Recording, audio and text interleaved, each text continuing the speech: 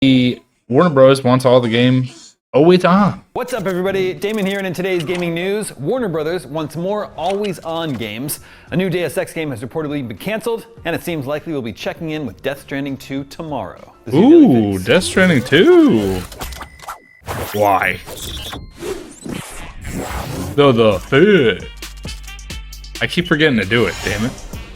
Warner Bros. Games is about to unleash Suicide Squad Kill the Justice League upon the world. One of the most controversial aspects of it is that it will require an online connection to play at launch. An offline mode patch will come later. But as unpopular a decision as this seems to be, it sounds like we should expect more always online games from Warner Bros. In the future. According to Variety, Warner Bros. Discovery chief David Zaslav is emboldened by the mega success of last year's Hogwarts Legacy, which was the best-selling game of the year, and Mortal Kombat 1. CFO Gunnar Weidenfels added, "I've double and triple checked some of the metrics here because it's such a great investment opportunity. I'm stunned that we haven't been investing more into this opportunity. We're going to start tackling that." He's talking always about on gaming in general. So Warner Bros. Wants to double down on gaming, and CEO of global streaming and gaming JB Perrette told Variety they need, quote, more than just one great hit every 3 or 4 years. That's and true. Here's where we come to the quotes that will be most relevant to you, dear viewer. Perrette says, "We want it to be always on. And the good news is the gaming space is lending itself to that." Of course. He's looking to, quote, build out live services,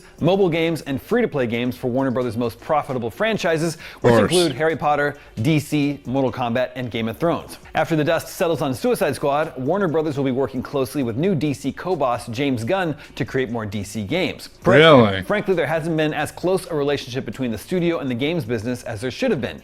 And James is actually a gamer, so having someone who's passionate about it is super helpful.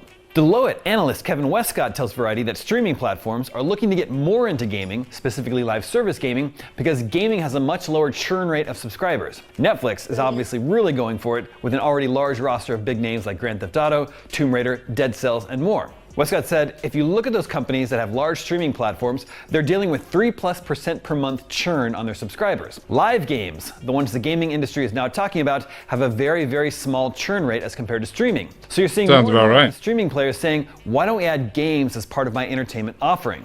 Games have a lower churn rate, music has a lower churn rate, and I've been recommending to our clients that they should think about offering a whole slew of other types of digital entertainment.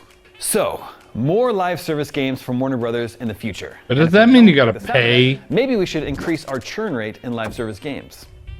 Moving on, to like stay on it. Canceled a new Deus Ex game that was 2 years into development and laid off some staff at Eidos Montreal. Dan used to love Deus Ex. On Twitter addressing layoffs, but Dan the Welshman, he Deus loved Ex it. Game cancellation. The statement reads, "The global economic context, the challenges of our industry, and the comprehensive restructuring announced by Embracer have finally impacted our studio. The difficult decision has been made to let go of 97 people from development teams, administration, and support services." 97. The report of the canceled Deus Ex game comes from Bloomberg, although the exact shape the game was in is unclear. Bloomberg says it was canceled after 2 years in development, but then goes on to say it was supposed to begin production later this year.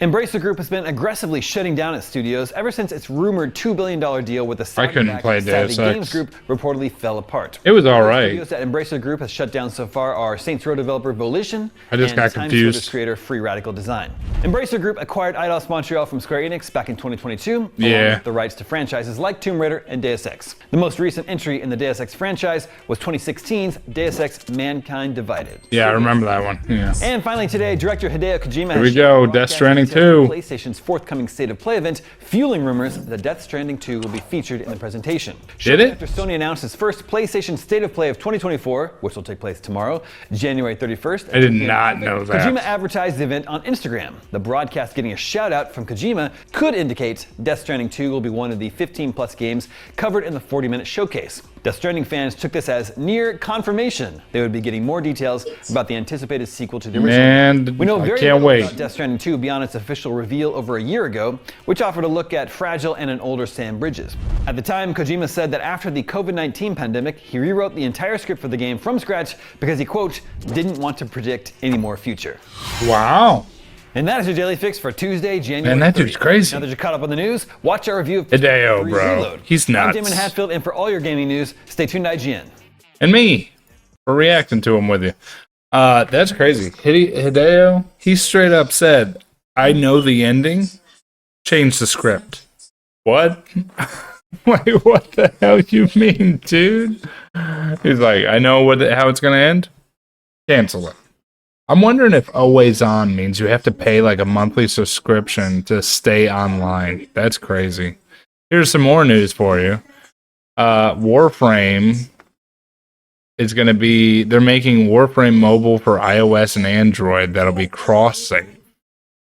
Apparently the iOS has 3M plus interest, 3 million plus interest somehow. Is that what that means? That's crazy.